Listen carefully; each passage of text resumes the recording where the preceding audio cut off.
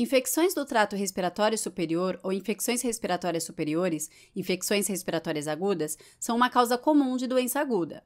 Elas ocorrem quando um patógeno causa inflamação na cavidade nasal, seios paranasais e garganta. Com base na sua apresentação clínica, as infecções respiratórias agudas podem ser classificadas como faringite, rinocinusite aguda, também conhecida como sinusite aguda, e infecções respiratórias agudas não especificadas. Agora, se você suspeita de uma infecção respiratória aguda, primeiro deve realizar uma avaliação ABCDE para determinar se o paciente está instável ou estável. Se estiver instável, estabilize sua via aérea, respiração e circulação. Em seguida, obtenha acesso intravenoso, forneça oxigênio suplementar e coloque em monitoramento contínuo dos sinais vitais, incluindo pressão arterial, frequência cardíaca e oximetria de pulso. Por fim, não se esqueça de iniciar antibióticos empíricos de amplo espectro por via intravenosa.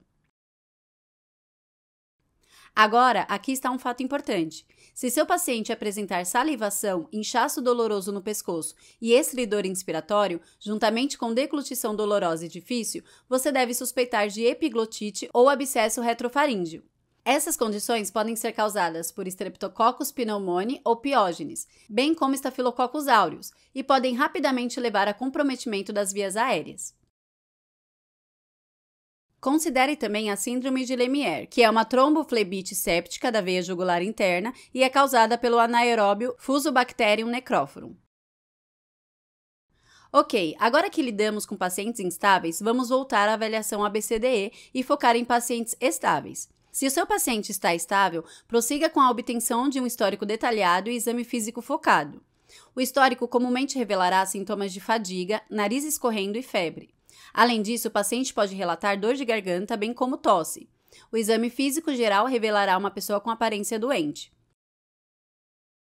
Nesse ponto, você deve suspeitar de uma infecção respiratória aguda. Então, seu próximo passo é classificá-la clinicamente como faringite, rinocinusite aguda ou infecção respiratória aguda não especificada. Aqui está uma pérola clínica. Não se esqueça de perguntar sobre um histórico de alergias, distúrbios pulmonares, imunossupressão, uso de tabaco, contatos recentes com doentes e histórico de viagens recentes, pois isso pode mudar não apenas quais patógenos você acha que estão envolvidos, mas também a gravidade da doença. Ok, primeiro vamos discutir um indivíduo que tem principalmente dor de garganta. Eles também podem relatar calafrios, suores noturnos, deglutição dolorosa ou tosse. O exame físico pode revelar linfonodos cervicais sensíveis e aumentados, racha escalar cuneiforme, petequias no palato, amígdalas inchadas e exudatos tonsilofaríngeos. Com base nessas descobertas, você pode diagnosticar faringite. A seguir, você precisa avaliar a presença de estreptococo do grupo A usando o score de Centor, que atribui um ponto a cada achado clínico. Esses achados incluem ausência de tosse, febre igual ou superior a 38 graus, linfadenopatia cervical anterior sensível e exudatos ou inchaço tonsilar. Por último, um ponto adicional é adicionado se o paciente tiver entre 3 e 14 anos de idade, já que o Streptococcus do grupo A é muito raro em pacientes menores de 3 anos e menos comum em adultos mais velhos. Aqui está um ponto importantíssimo. A mononucleose infecciosa induzida pelo vírus Epstein-Barr deve ser suspeitada quando um adolescente ou jovem adulto reclama de dor de garganta, febre, mal-estar e também tem linfadenopatia e faringite no exame físico. Primeiro, se seu paciente tiver um ponto ou nenhum teste adicional é recomendado. Diagnostique isso como faringite viral e forneça tratamento sintomático com analgésicos e antipiréticos, como paracetamol ou anti-inflamatórios não esteroidais. Além disso, pastilhas para a garganta, gargarejos com água salgada ou lidocaína viscosa podem ser úteis. Por último, ofereça tranquilidade de que isso se resolverá por conta própria e que antibióticos não são necessários. Agora, se seu paciente tiver 2 ou 3 pontos, você deve realizar um teste rápido do antígeno para estreptococo. Se esse teste for negativo, diagnostique o paciente com faringite não especificada e forneça tratamento sintomático. Enquanto isso, a amostra do teste rápido de antígeno para estreptococo deve ser enviada para a cultura de estreptococo do grupo A, o que pode levar alguns dias. Se a cultura der negativo, isso confirma o diagnóstico de faringite não especificada e você deve continuar o tratamento sintomático. Por outro lado, se a cultura for positiva, então refine seu diagnóstico para faringite por estreptococo do grupo A e continue com tratamento sintomático e adicione antibióticos, como uma penicilina beta-lactâmica, como a amoxicilina.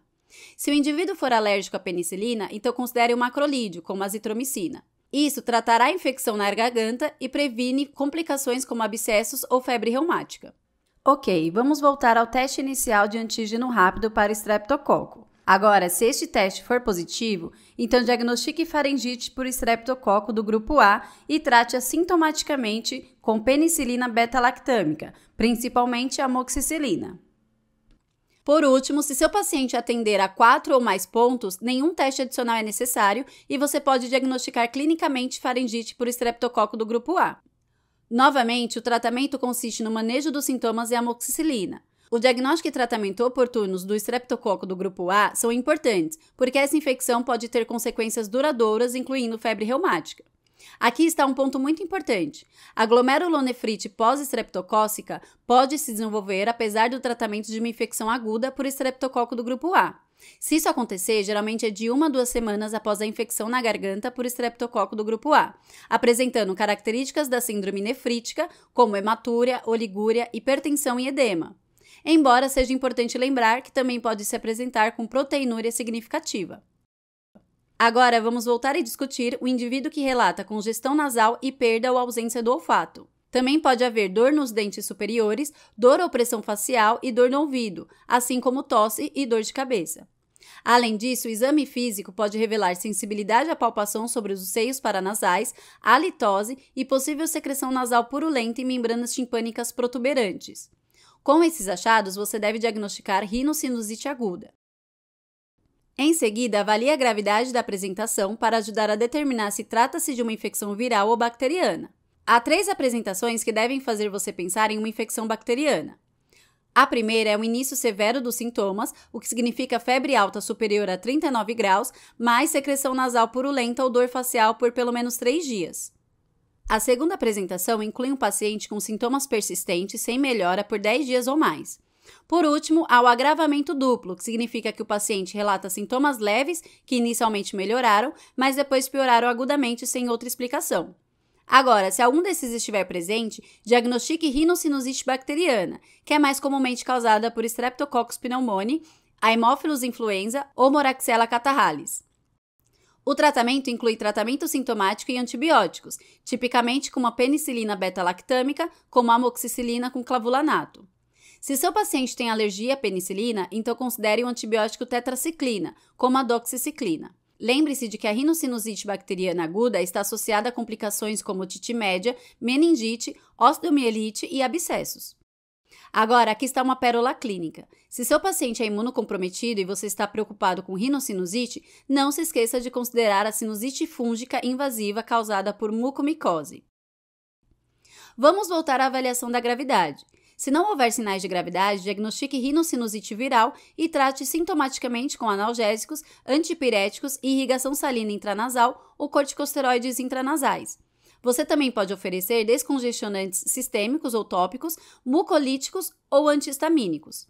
Mais uma vez, você deve fornecer tranquilidade de que antibióticos não são necessários e que os sintomas se resolverão com o tempo. Finalmente, vamos voltar e discutir um indivíduo que relata sintomas de congestão nasal, espirros e dor de cabeça. Outros sintomas comuns incluem dores musculares, rouquidão, diarreia ou perda ou ausência de olfato. O exame físico comumente revelará secreção nasal clara, bem como úlceras na boca, também conhecidas como úlceras aftosas ou aftas. Nesse caso, diagnostique uma infecção respiratória superior não especificada e realize testes rápidos para influenza e SARS-CoV-2. Agora, vamos olhar para os resultados dos nossos testes virais rápidos. Se ambos os testes derem negativo, então você pode diagnosticar uma infecção respiratória superior viral, também chamada de resfriado comum, que é tipicamente causado pelo rinovírus.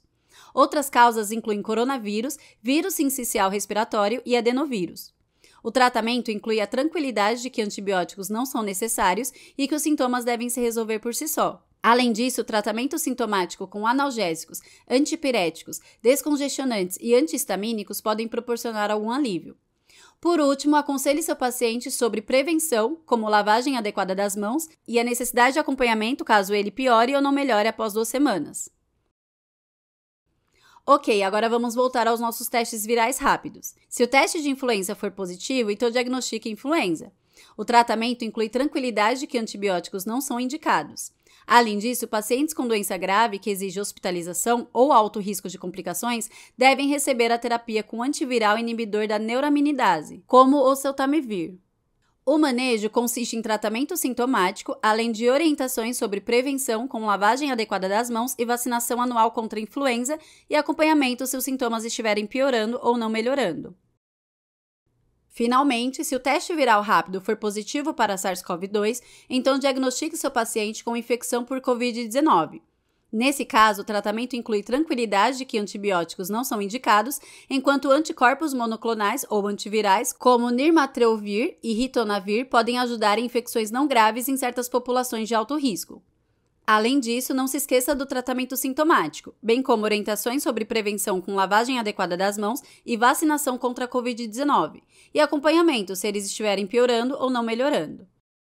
Certo, como um rápido resumo. Se você suspeitar de uma infecção respiratória superior, primeiro realize uma avaliação ABCDE. Se instável, estabilize o paciente e comece antibióticos intravenosos de amplo espectro empíricos. Se o seu paciente estiver estável, classifique-o com base nos achados clínicos predominantes. Se você diagnosticar faringite, use o score de Centor para diferenciar estreptococo do grupo A de outras causas. Trate faringite viral e não especificada sintomaticamente e faringite estreptocócica com amoxicilina. Na rinocinusite aguda, se houver evidência de doença grave, diagnostique rinocinusite bacteriana e inicie a amoxicilina com clavulanato. Se não houver evidência de doença grave, considere rinocinusite viral e trate sintomaticamente. Por último, em uma infecção respiratória superior não especificada, solicite teste para influenza e SARS-CoV-2, para diferenciar o resfriado comum de influenza e Covid-19. Todas as infecções respiratórias superiores não especificadas devem receber tratamento sintomático, educação sobre prevenção e acompanhamento. Indivíduos com influenza ou Covid-19 podem se beneficiar da terapia antiviral e devem receber vacinação anual com acompanhamento.